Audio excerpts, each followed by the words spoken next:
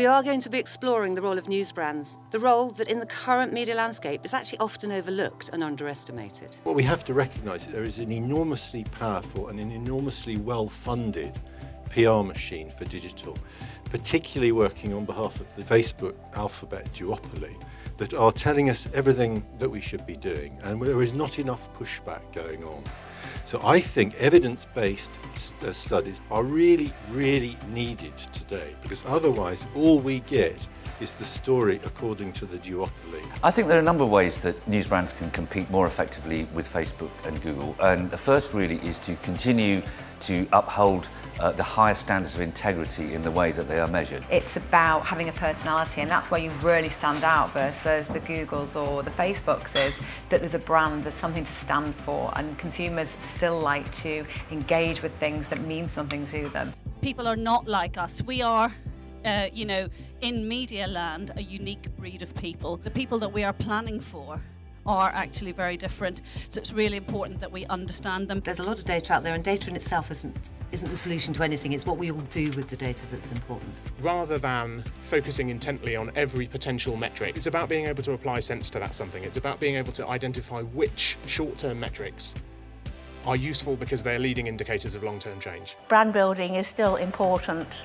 and news brands are really good at delivering brand building effects. Short-termism. I think this is the mother of all mistakes. My favourite session today was Peter Field. It was quite contentious, talking about short-term and the big digital machine. I found that very good, as well as the panel discussion as well, talking about a lot of interesting issues.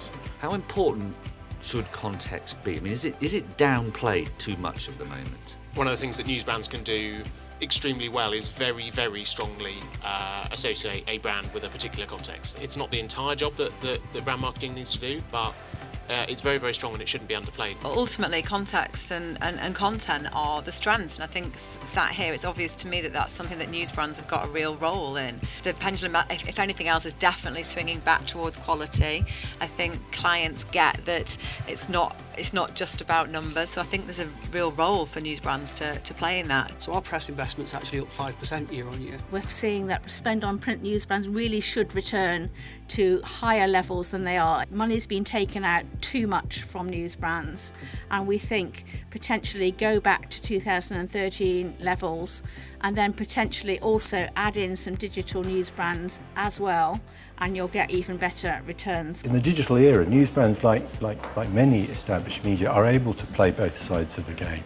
There is a digital side to it, so we can bring many of the advantages and many of the good features of digital advertising to work alongside the hugely valuable, time-honoured strengths of established print medium. The two working together, we know, brings benefits greater than either could achieve on their own.